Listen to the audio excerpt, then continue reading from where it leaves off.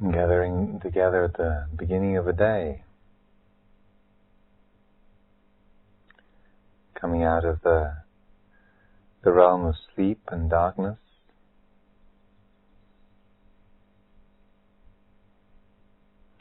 noticing the changes, waking up, remembering where we are, gathering our wits.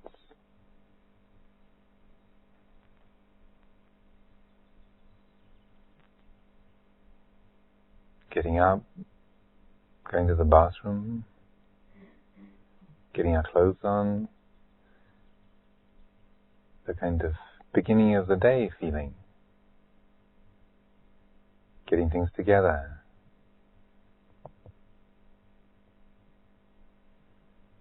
Just noticing how it all takes shape, bringing things into order, fitting into a pattern.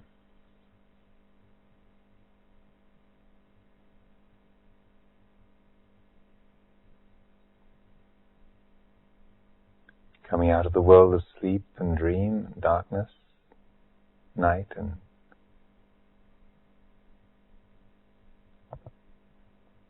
the stars and the moon,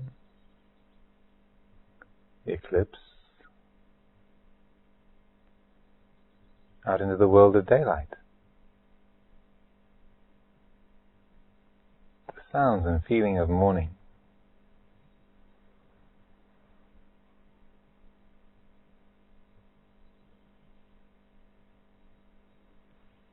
Just to notice the changes of tone that we feel. Times of aloneness, wrapped in our own personal world. Times of togetherness, or in a single group, gathered in a formal situation.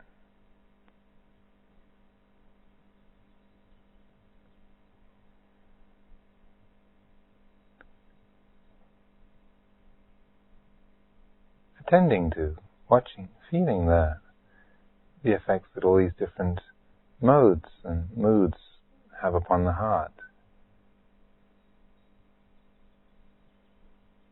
Gathering together and chanting,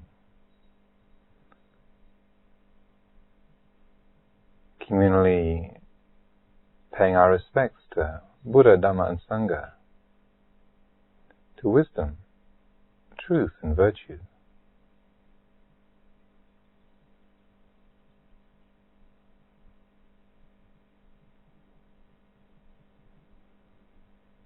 Recollecting the teachings.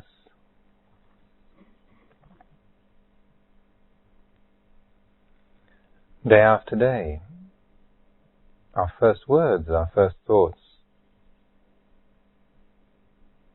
crafted around these fundamental principles, Buddha, Dhamma and Sangha. Reflecting on the relationship of Anicca, Dukkha, Anatta, uncertainty, unsatisfactoriness, selflessness,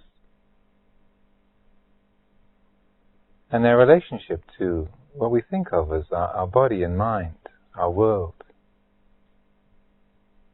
the five khandhas,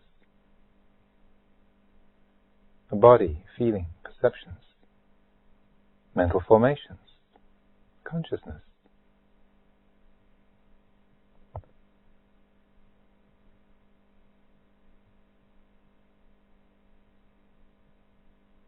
Every day, we begin with consciously placing these themes right at the very center of attention, setting the tone, the direction, a framework for the day.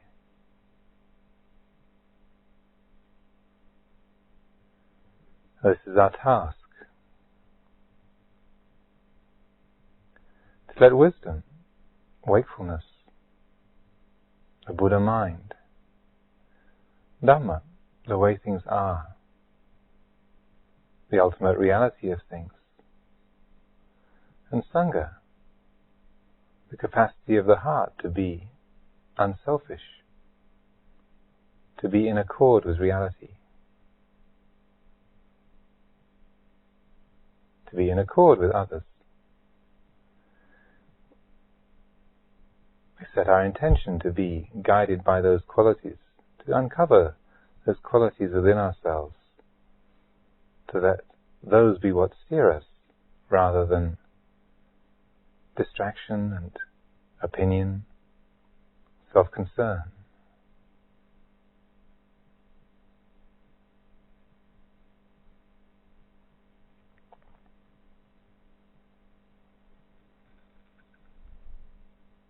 Taking refuge.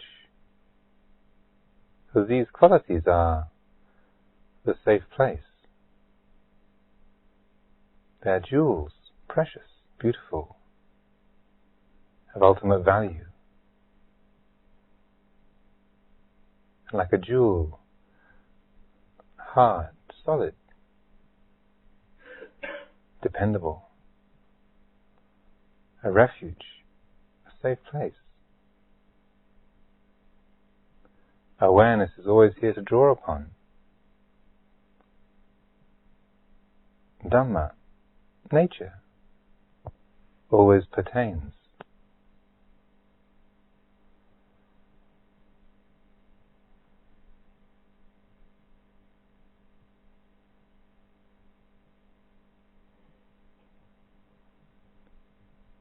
And contemplating our body and mind in terms of the five khandhas: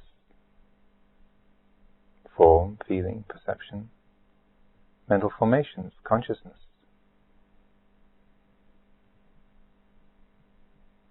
Training ourselves to frame our experience in terms of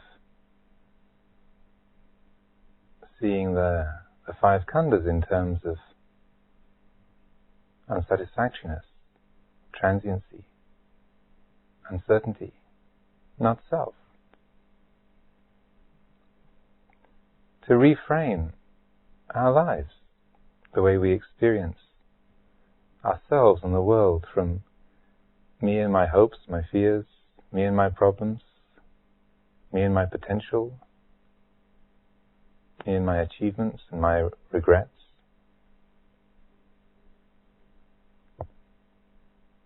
me and my family, my losses. Is shifting the perspective, shifting the framework.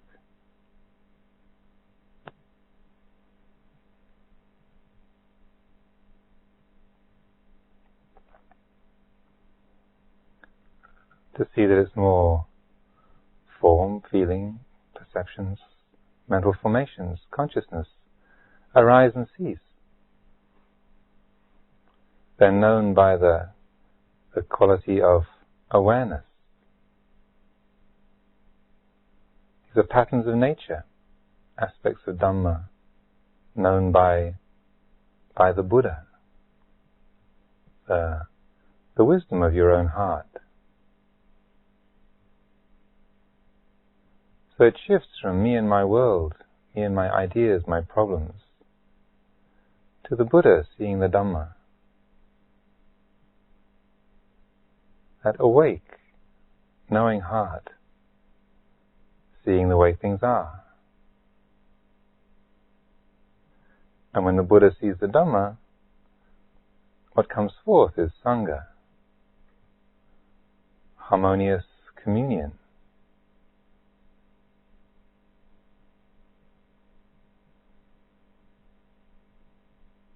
Living in accord with that reality and the delight of concord, community, unity.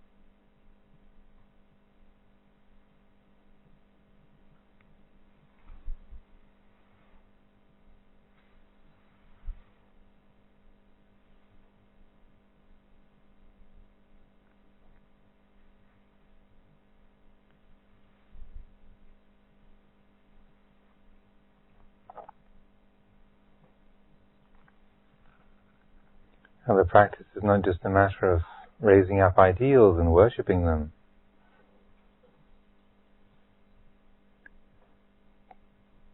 but the path of the Buddha is very much to do with not just praising the goal, but looking at what it is that obstructs the realization of that.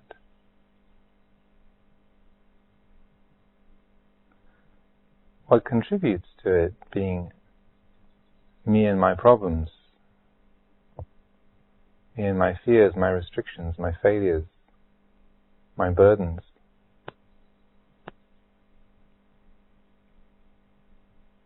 Me at odds with the world.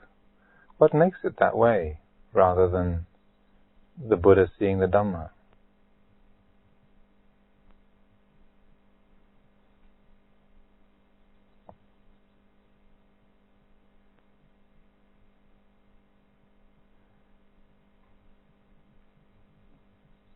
Well, many times already I've talked about how we can take emotional states or attitudes that we have and highlight them,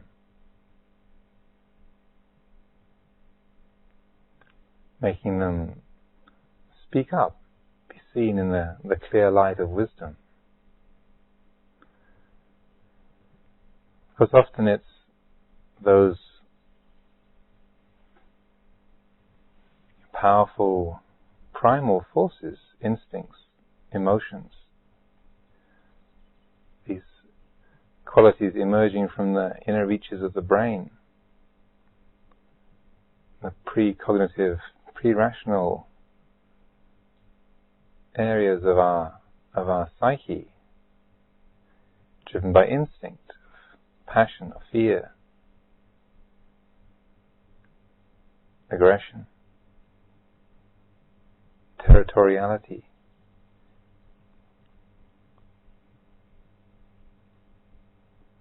Driven by those chthonic forces, the mind is swept away. It's definitely me here defending my territory against that out there.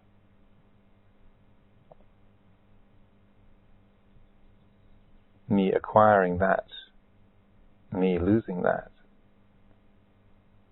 That being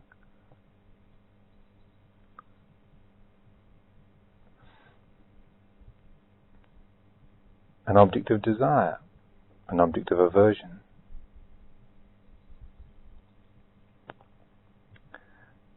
Potent instinctual forces come to play and the mind reacts with emotional surges, the asava, the outflows.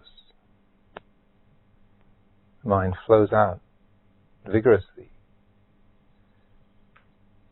towards our old loves, our old hates,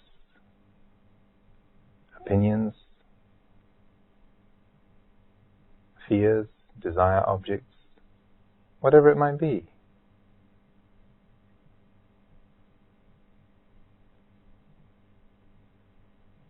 These very things that obstruct the vision of that reality. These habits that obstruct the realization of Dhamma.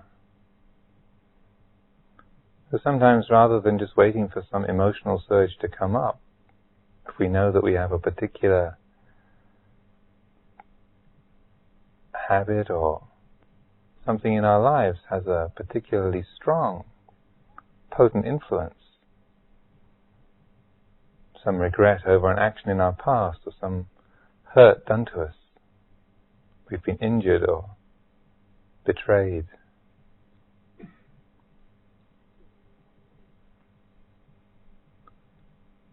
or we've experienced some kind of loss or some sort of unrequited love.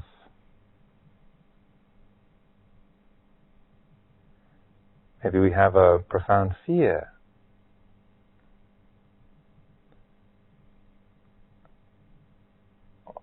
An intense conflict, fighting with our siblings, tension between us and our parents or our children,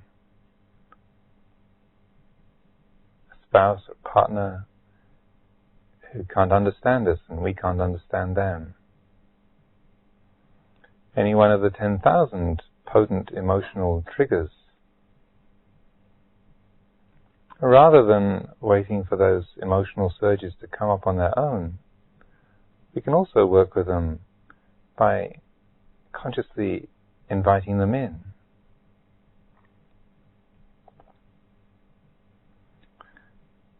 So it's not just a matter of waiting for the visitors to just show up at your home and demand to be let in. We can actually send out invitations.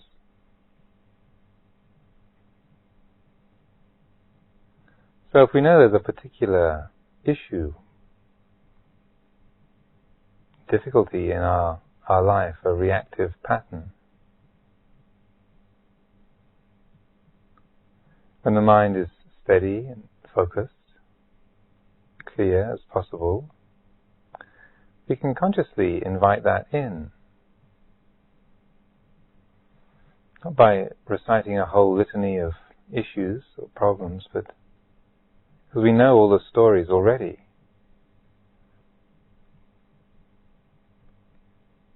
So we just need some little word or an image of someone's face, just to say to ourselves, him, or 85, or that day.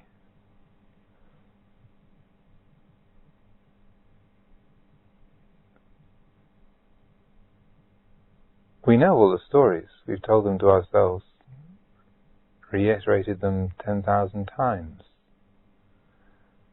So we deliberately drop that catalyst into the mix, dropping that name or that face, that trigger, into the space of the mind.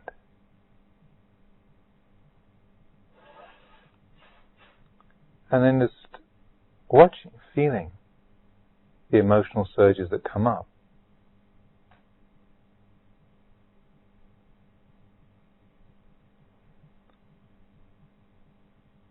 Consciously bringing that person or that event to mind, inviting it in.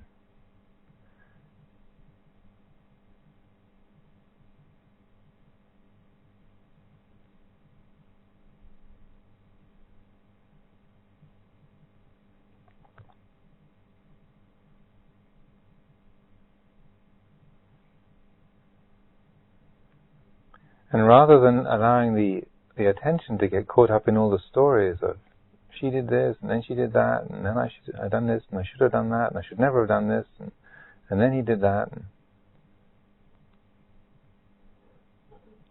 entangled in the labyrinth once again, just consciously leave all the verbiage aside, all of the stories, the good reasons, the complaints, the anguishing. Consciously leave all the words aside and bring the attention as fully and completely as possible to the physical sensation of that anger or fear or grief. Where is it? Is it in the throat? In your stomach? Is it like a spear through your chest? Is it a vibration? Is it hot? Is it cold?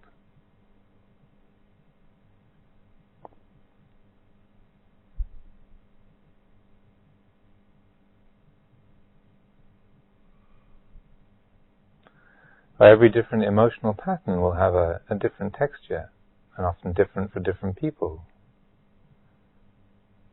But wherever it is that we feel it, there's always some kind of physical attribute, concomitant, that comes with every emotional state, particularly intense ones of this nature. So bring the attention to where you feel it, that tightening in the gut, restriction in the throat, whatever it might be, and just let the attention come to that feeling, with as little commentary as possible. No complaint about it, or discussion of it, or analysis of it. Just the raw, simple intensity of feeling in the body.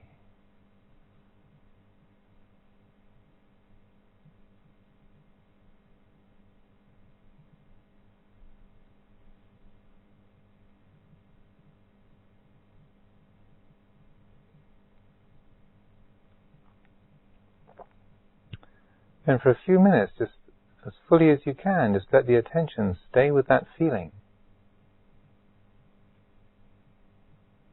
And if necessary, consciously keeping it alive, bringing the person's face to memory, or reiterating the event. Often one little trigger is enough to set the whole thing off with full energy. But if we need to, we can just keep it alive for a few minutes, so that we get to know that feeling. The ache of grief, the tension of fear,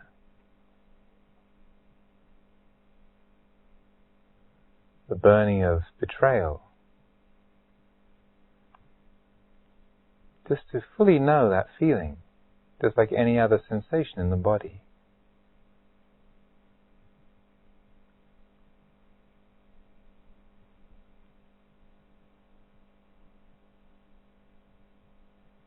Trying not to tense up against it, or fight it, or do anything with it. Just to open the heart to feel it, to know it. Accept its qualities.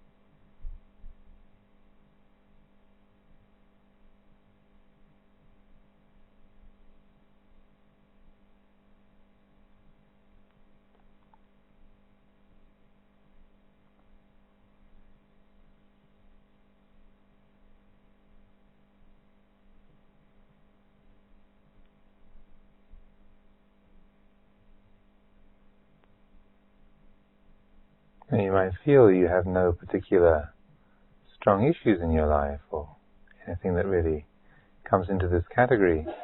We can also use this for ways of investigating other kinds of attachment or identification.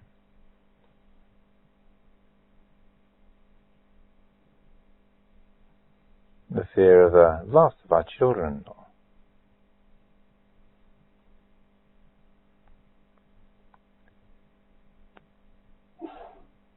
separation from the loved, having to be with the unloved. But whatever we use it for, let's sustain that full consciousness of that feeling for a few minutes, 5-10 minutes, and then consciously begin to let it go. So, very deliberately allowing it to cease. Sometimes it just takes a minute to trigger it and then an hour for it to fade away. But just to consciously just let that whole image, the memory, the idea, the feeling, consciously releasing it, letting it fade. Particularly using the out-breath as a way of helping to fully enable it to go to cessation. To no longer be stoking it or keeping it alive, let it fade. And again, all the time, as soon as the mind goes into the stories of, I wish I hadn't, and maybe I could, and if he hadn't have done that, and how could he possibly, and just keep letting go of the stories and just go to the physical qualities, just the feeling in the body. And staying with that until as fully and completely as can be, it's faded away. We've followed it through until we've arrived back at the place where we began. The attention resting in the present, steady, open, attentive.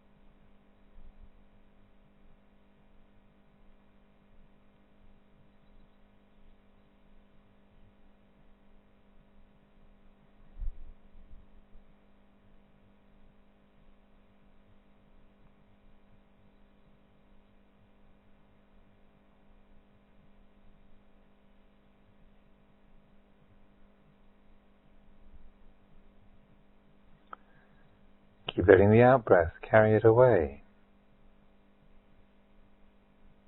This is the natural support for relaxation, relief, blessed relief, the sigh of relief.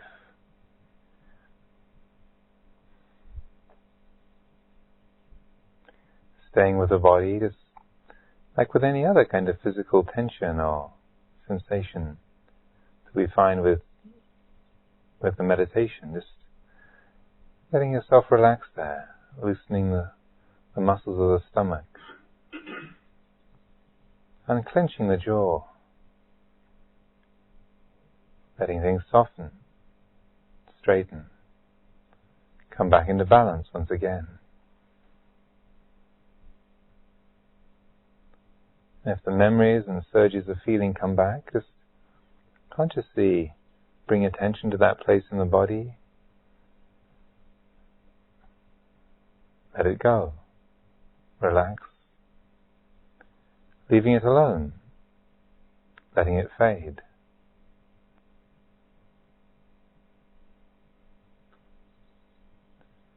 And patiently staying with that for as long as it takes.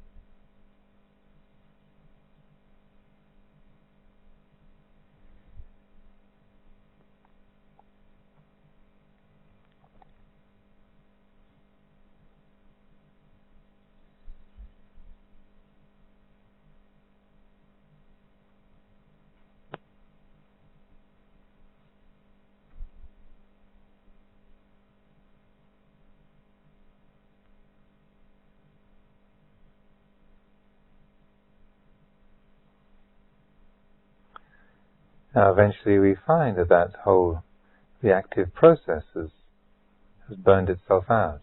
That particular cycle has come to an end.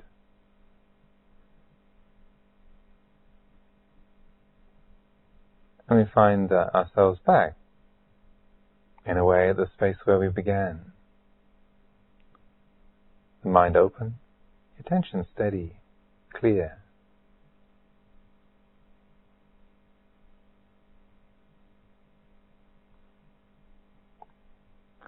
Now in this process we've watched the Sankhara, the karma formation, that emotional state.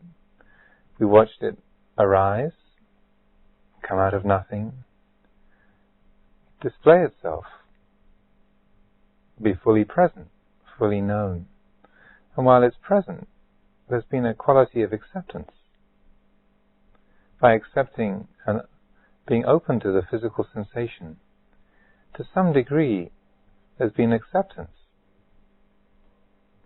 an openness to where it's come from. If we drink from the stream, we've drunk from the source of the stream. So by the very fact of our acceptance and openness of the feeling,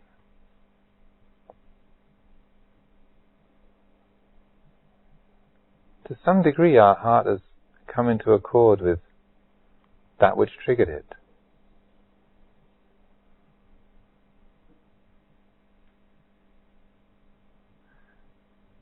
And then as it fades away, lives through its cycle,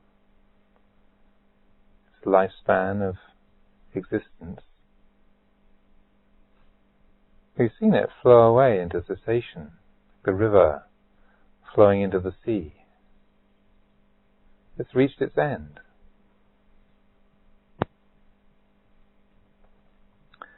So we've directly known and seen that coming out of nothing, doing its thing. While it's been alive, it's been fully accepted. And then we've seen it fade away, dissolve, back into nothingness. So to some extent, we know that's just a sankhara. Despite all of the stories and all the rights and wrongs and the blaming and our own fault or their fault or the fault of the universe,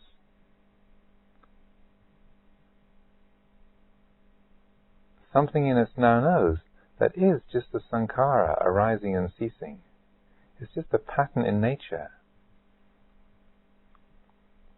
The sun rising and setting, a cloud appearing and disappearing, the shadow of the earth moving across the moon. That's all.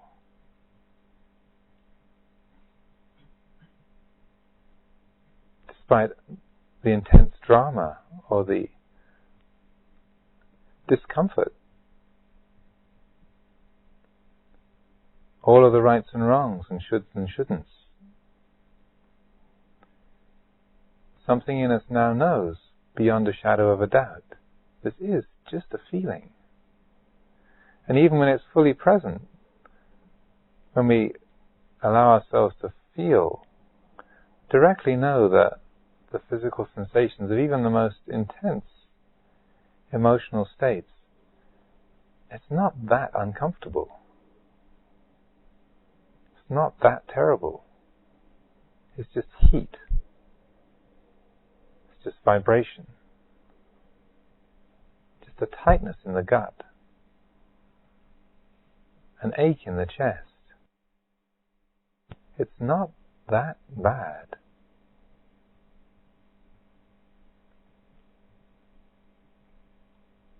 It's not pleasant, but it's not that terrible.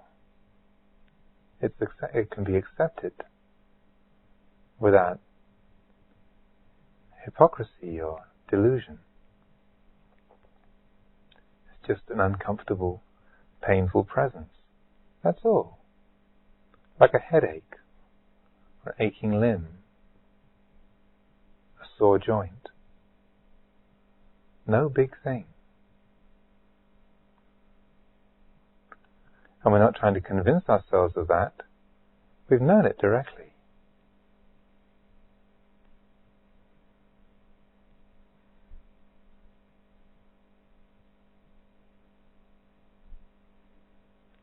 So if we have the time and we want to pursue this kind of practice, then having arrived back at that place of silence and stillness once again, we can just reiterate the whole process. The mind calm and clear, drop in the memory of that event, bring up the face of your ex. A painful memory, just drop it in. Watch the whole thing happen again. Feel it. Know it. Or use some other occasion.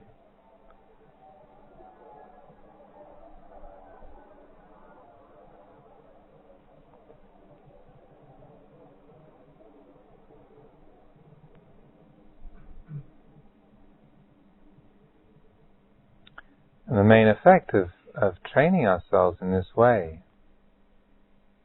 when they're not here, she is not in the shrine room. That was 20 years ago. It's not happening now. He isn't around anymore. It's a safe place. It's a solid crucible. But the feelings are genuine.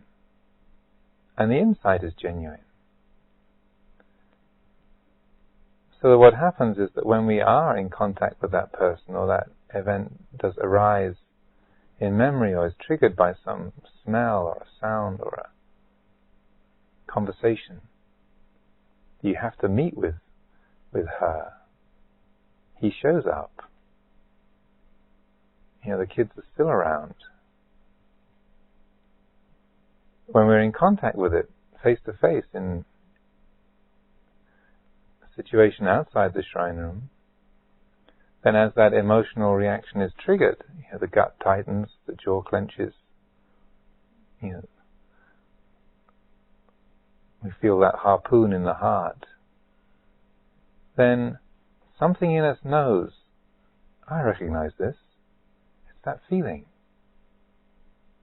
And we're able to withdraw part of our attention from the impact of the contact with the other people, our child or our parent or whatever it might be, our boss, partner, and goes to that feeling in the body. Oh, I know this. This is a Sankhara. It arises, it ceases.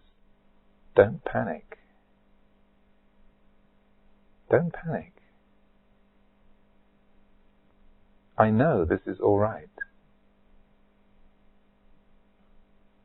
So we find ourselves that much more able not to be swept away by the outflow of that emotion. The heart knows what it is. It's no big thing. And without suppressing that emotion, without being filled with an idealism or a set of shoulds and shouldn'ts, or a script of what you're going to tell that person when you next see them, you're actually able to be more in contact with the situation, to intuit it, know it fully, and to be able to respond, rather than going to your script of what you're going to tell him when you see him next, or when you have that meeting. You're actually there. You're in the same room.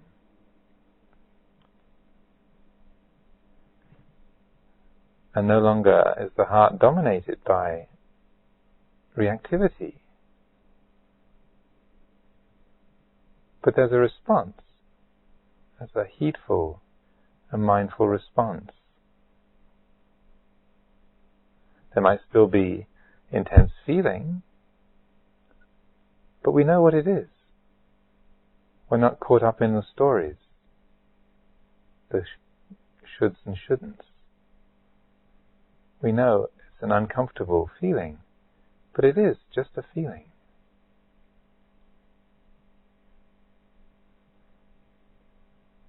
And we find ourselves much more able just to be with that moment and just let things go to their natural cessation.